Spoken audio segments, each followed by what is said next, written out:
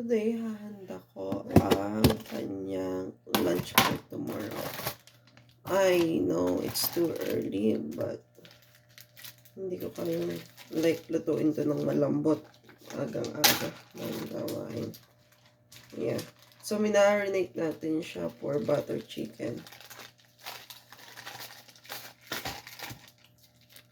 2 parts lang naman to. Yep.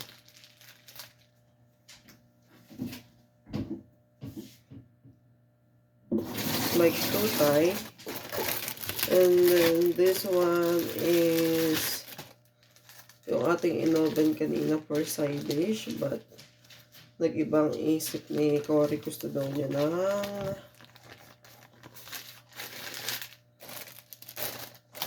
anong ginawa namin, gusto niya daw ng what noon?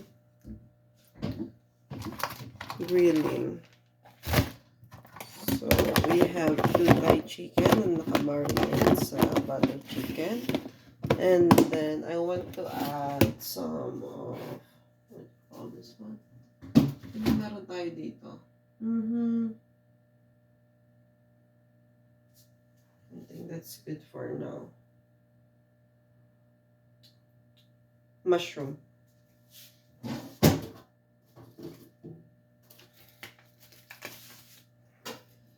Nasa natin. May carrots. May mushroom na ng piraso. Bukas na natin i-toppings yung mga bell pepper.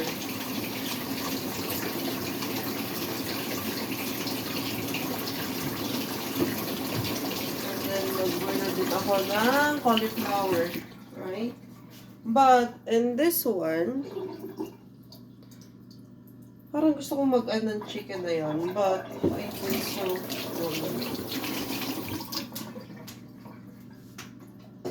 I'm going to add more of this and like a cup of water, and then let's try to slow cook it for 4 hours.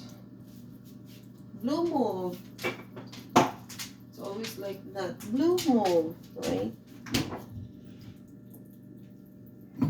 Yes, minsan gumagamit ako ng mga ganyan, yung ready to pour.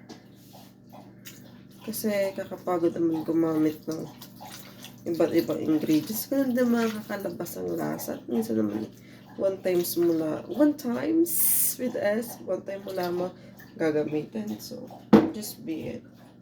And then,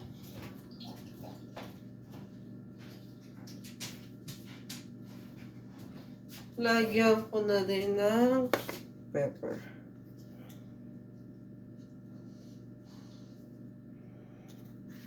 Papakita ko bukas kung ano ang result nito. At alam nyo ba na ang salt ay nagpapasarap ng food?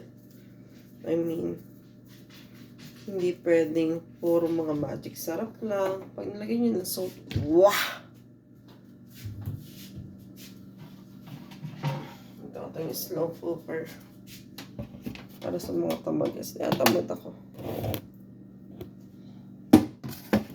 Bukas, ilaga ko na lang yung broccoli, cauliflower on top, and then gagamitin ko yung binili natin bento.